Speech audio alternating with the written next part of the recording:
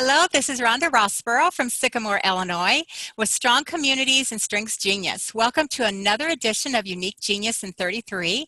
Today I'm filling in for Joe Self, who is off building strengths in Mexico. We have the pleasure today of talking with Donna Gardner from Grand Rapids, Michigan. She's joining us today to talk about her marvelous talent of ideation. Welcome, Donna. We are so excited to have you with us today. Well, Rhonda, I'm delighted to be here, and I have a million ideas of what we're going to talk about today. Perfect. So, Donna, why don't you introduce yourself to everyone and let us know your top 5 and a little bit about yourself. Okay, well, as Rhonda said, my name is Donna Gardner. I'm a native of Michigan, but spent about the last 10 years in the greater Chicago area and have returned to Michigan, where I'm feeling very much at home. I have had a long career in nonprofit management and fundraising, and about 10 years ago started my own company as a consultant to nonprofits, businesses, and in the area of strategic planning, primarily fund development and group facilitation. So my strength story is an interesting one, and I'll give you the cliff note that I was introduced to Clifton Strengths by a client, and I immediately just fell in love with it and pursued certification and have really morphed my business into a strengths-focused business. And what are your top 5, Donna? Oh, my top 5 are strategic, ideation, woo, activator, and relator. I don't think I gave them in the right order. Close and enough. I have to add that number 6 is communication, and I really feel that that informs a lot of how I operate. Mm-hmm. Thank you. So for those of you who are not as familiar with ideation, according to Gallup, people exceptionally talented in the ideation theme are fascinated by ideas. They're able to find connections between seemingly disparate phenomena. So if you've listened to previous episodes, you know that we always talk about 4 aspects of celebration and 4 aspects of evaluation for each talent. So Donna, I'm going to read 4 points that we can celebrate what's really awesome about your ideation talent. And then I want to know if these resonate with you, and please feel free to share any stories that might highlight the talent and how it lives through your life. Does that sound okay? Sounds great, Rhonda. Okay. So 4 aspects of ideation that we celebrate are your love of brainstorming, making connections others may overlook, your ability to innovate, and asking why not instead of why. Oh, interesting. All right. All right. I have some other questions that I often ask. That's the why not question's an interesting one to me. So I will say, I mean, they all resonate with me. Mm-hmm. The love of brainstorming is an interesting one in that sometimes I cannot love it because I feel that I have to temper myself when I'm in groups. I have learned that sometimes I have so many ideas flying out of my head that I can and especially with high communication, I can very quickly overtake the room. Mm-hmm. Which is part of learning to take these raw talents and turn them into strengths. So, but brainstorming is absolutely my joyful place. I feel like I do it constantly. It doesn't make any difference what I'm doing, whether I'm trying to decide what to have for dinner, or whether I'm coaching, or whether I'm helping mentor a young person. I'm constantly brainstorming ideas in my head. Okay. So that certainly is what happens in my brain. So tell me some of your other celebrations here. Oh, the connections. Mm-hmm. And I think sometimes that gets lost. I think sometimes when people talk about ideation, they focus on the creative side of it. Mm-hmm. And when I first started learning about this talent of mine, I too focused on the creative side of it. And I thought, I've never really envisioned myself as a particularly creative soul. Mm-hmm. I don't craft, I don't make, I don't art, I don't design physical things, which I had always linked really to creativity. Okay. It was such a beautiful eye-opener to find out that my creativity was right here. Uh-huh. and was sometimes popping right out of the top of my head. So the creative side of it is pretty easy to see. The connectivity side is an interesting piece of the puzzle, because as I've started to deconstruct this talent for myself, I've discovered how in Donna Gardner, my ideation almost always relates to that connectivity piece. Okay. So someone will say something and it will spawn something else in my head. I will go maybe 180 in a different direction, but it's been sparked by something else. And then does that spark something else that can connect to something else too? Oh yeah, it can go infinitely on. Okay. And I'm ever so grateful that I'm number one strategic, because my strategic helps me sort that. Okay. And then the third one was your ability to innovate. Well, innovate is such a great word. And I think as I thought about how my ideation works in myself and in teams that I work in, I think innovation is really at the crux of it. I have maximizer and connectedness also in my top 10. So I think for me, this ideation shows up in process more than anything. Okay. That I will often say, well, this is working, but how can we make this work better, which is the maximizer. But then my agile brain will come up with 100 different ways that maybe it could be made better. And I'm curious, when you come up with all these ideas, how do you determine which ones to pursue? Or do you just keep track of them? Or how does that process, or is there a process? Well, there's not, for me personally, I don't have a real process for that.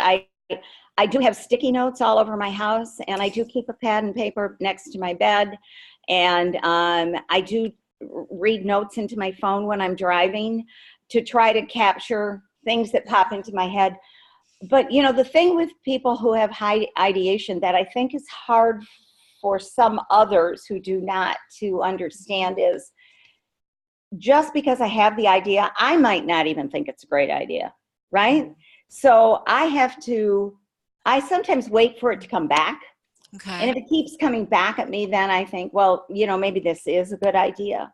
In brainstorming sessions, why we love brainstorming, we don't, as you know, the rules of brainstorming says no judgment. We love that, because we can just keep throwing stuff at the wall. Okay. And sometimes even play devil's advocate. Sometimes throw something at a wall that it's really maybe antithetical to what we think might be the best path, but it gets, I do it sometimes to get people thinking. So, I think sorting it, once again, I'm blessed to have strategic also in my top 5. And if you read the Cliff Notes on ideation, it will say that a complementary partner to ideation is strategic. So I'm lucky to have them both in my brain. So it helps you sort and process that information. It does. Okay.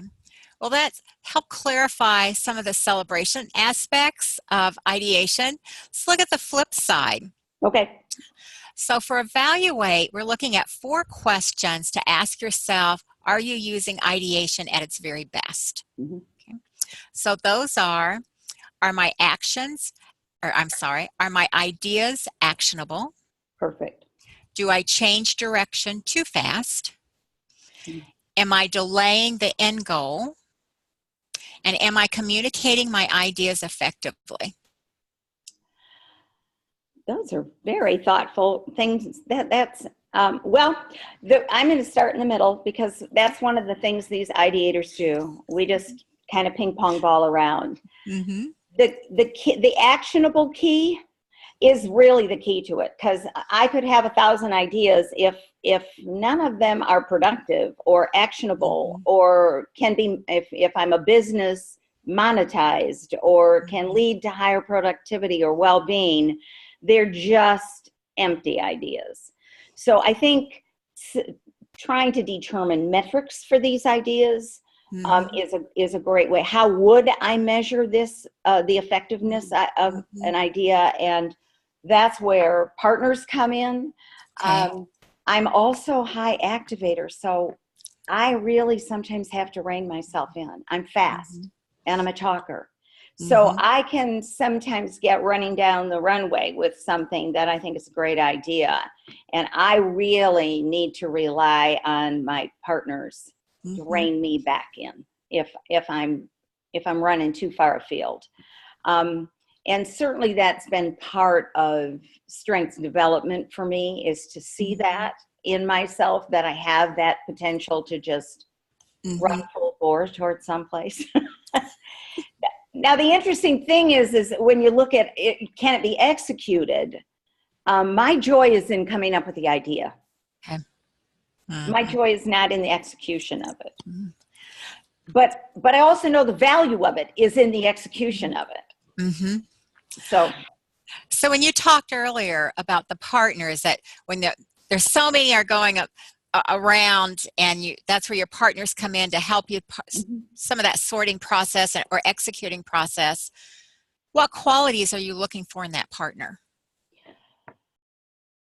Oh, I love to partner with people who are who have high execution talents, who are achievers. I love working with people who are analytical, who can really put the metrics to something and really step back and take that deep breath. Those who are high achievers, who are the doers, who have the checklist, people who enjoy being recognized for completion. Okay. That is not something I love having an idea come to actuality, but I'm very happy to have somebody else be recognized for making it happen. Interesting. Thank you. You talked about your strengths journey and how you learned this about yourself, about the ideas popping off, and how you mastered that. Even now, how can you tell when you might be approaching that end where you need to pull it back in? Oh, that's pretty easy, because people give you very, very direct clues. I mean, okay. When I was less aware of the impact that I have several talents that are in the speed category, that are fast. I remember beautiful, dear departed Kurt Liesfeld saying, "Wow, you're fast. Whatever's going on with you, it's going to go fast." And I had never recognized that about myself, because there are some things that I feel I'm very slow and deliberate about. But I think, I know now he was referencing this ability to get an idea, make a connection, use my influencing themes, my activator, my relator, my woo, to get people going in a quick way. So I think when I first I can think of a time very specifically when I first recognized this, prior to even knowing I had, these talents were not in my lexicon at that time, were not in my vernacular. I didn't know about it, but I was the president of a nonprofit service organization, and I had this idea. And I knew it was a great idea. I mean, I knew enough about the organization and the community. And I just, sometimes those of us with ideation don't know and we're just throwing ideas around. But this one, in my mind, was the greatest idea since sliced bread, right? Well, I started moving the organization down the pike towards fulfillment of this organization. And believe me, they let me know in spades that this was not a great idea. They didn't think it was a great idea. And as I look at the history of the organization, it was a great idea. Its time wasn't right. Okay. I Mm-hmm. was a bit ahead of the curve. About Uh-huh. 4 years later, the Mm-hmm. board adopted this Mm-hmm. proposal, and it was a critical thing for the organization. But they weren't ready, and I didn't prepare them well. Mm-hmm. So I've learned to, through the accident of bad decisions, I guess. Well, I love that aspect of the ideas and realizing that there's a correct timing to that Yeah, and and to take that into consideration. I think timing is a huge thing for people with great ideas, because I Mm-hmm. think if you're really spinning creatively, you really have to remind yourself that unless this is something I'm going to do by myself, and as I said, I generally don't have any interest in doing these things by myself. I like to Mm-hmm. hand ideas off to people. You really have to build the foundation. You have to be carefully influence, carefully Mm-hmm. explain. Mm-hmm. Um, People have to catch up to where your thought is. And even at that, the timing might not be right. Right. No. So I love all the great attributes that you've highlighted. What's your favorite attribute of ideation, or what do you absolutely love about it? How does it serve you and others? In preparation for this, I really thought about lots of different places where I could reach back and think Mm-hmm. about how my ideation might have positively impacted an organization or an individual. Mm-hmm. And I think the thing that I really came to particularly is I believe I apply my ideation most frequently to problem solving. Okay. So whether it's with a child of mine Mm-hmm. that's grappling with the next step for themselves, Mm-hmm. whether in career or personally or whatever, I have the ability to listen, which I really have to work at, because my communication is more verbal than the Mm-hmm. receiving side of it. But to listen and then offer options. Mm-hmm. So, also in the workplace, I think where I shine, if I may, um, is helping individuals and or teams get themselves unstuck when they don't know that, maybe sometimes they don't even know they're stuck, but they're Mm-hmm. just grinding, right? They're just, Right. Mm-hmm. and you start seeing, recognizing that there's not joy, there's not spark, there's not, they're doing the job's getting done, but either individually or as a team, they're struggling for that spark, for that joy of work, Mm-hmm. which ultimately impacts engagement and Yeah. impacts well-being. Mm-hmm. Um, so being able to come into a team or sit down with an individual and ask some questions and then provide some creative ways of looking at the situation they're in for them to then weigh themselves, Mm-hmm. I think is the part of my ideation that brings me the most joy and the most fulfillment, really, Mm-hmm. is to see somebody kind of lean back and say, oh, I don't have to keep doing it this way. Mm-hmm. I don't have to keep on this particular path.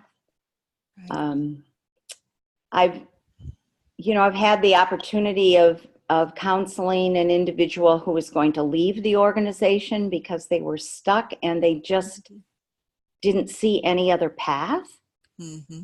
and helping open their mind to other options that maybe Mm-hmm. they didn't have to leave their 8-year investment in an Right. organization and, the retirement benefit and all that goes with that, to find the joy and the spark that they Mm-hmm. needed.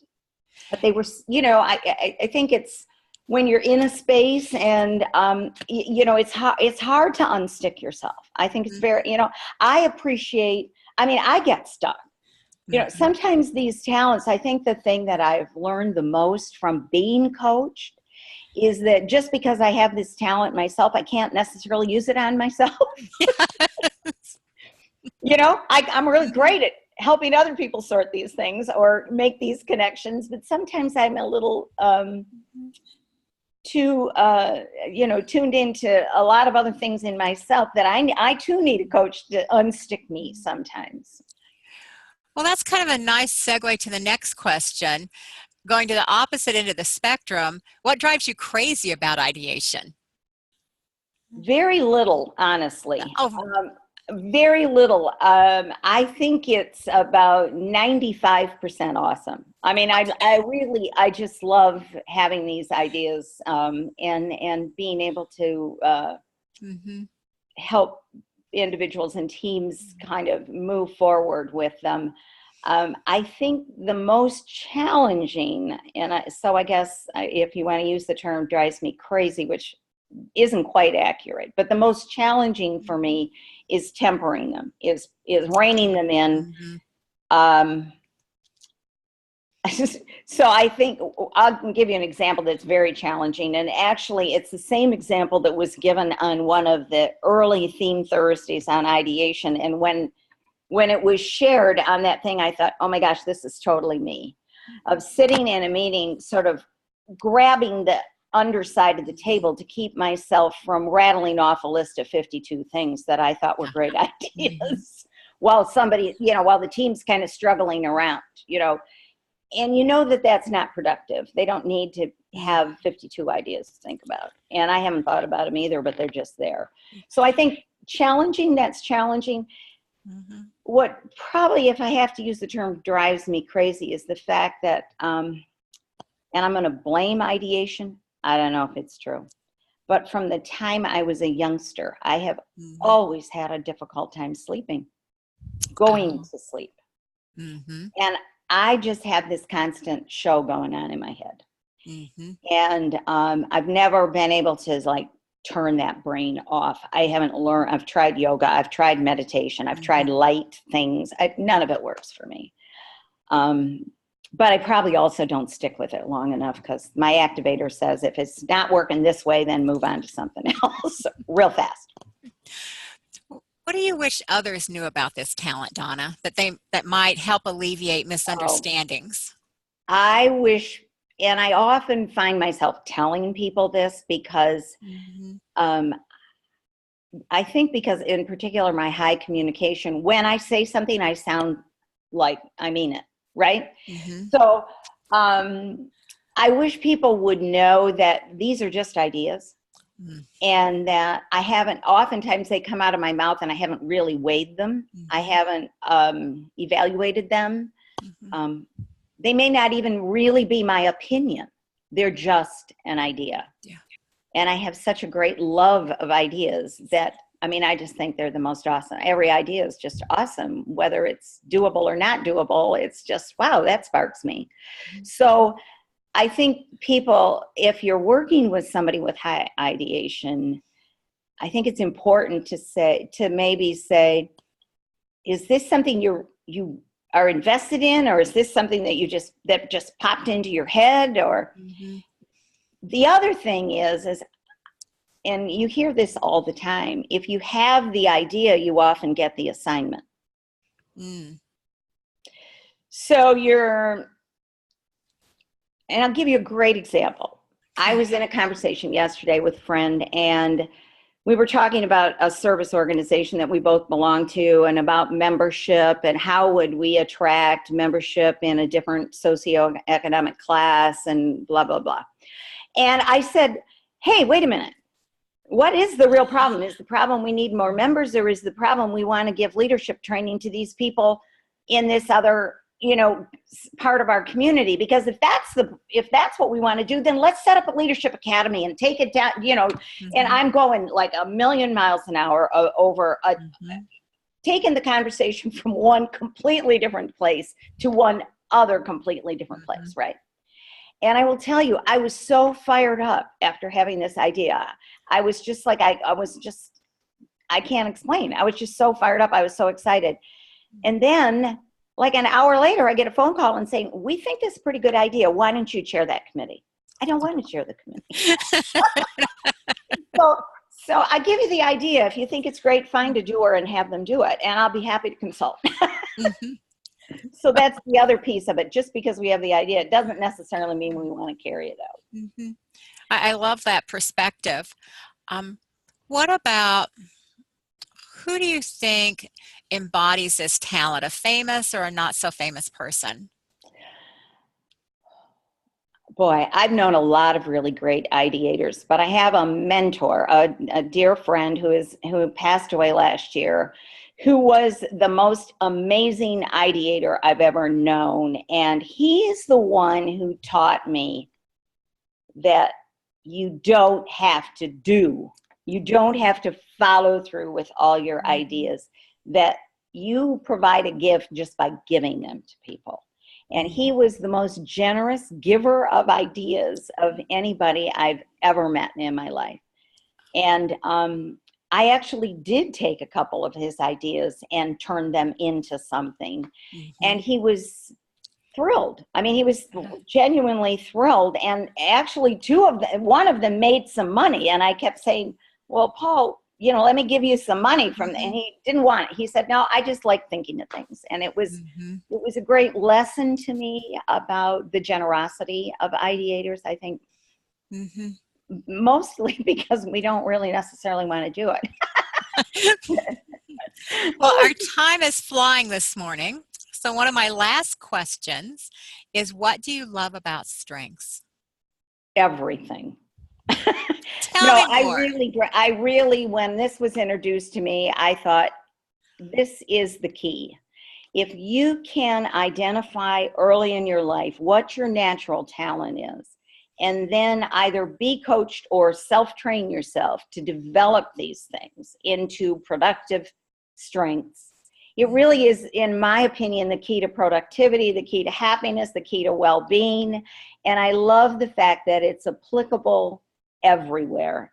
And I think Rhonda, I wrote a chapter of a book on strengths coaching, and that's one of the things I said at the very beginning, that my aha when I was introduced to this is I saw its applicability everywhere, in the home, in your faith community, in nonprofit work, in community service, in your job, in your marriage, wherever.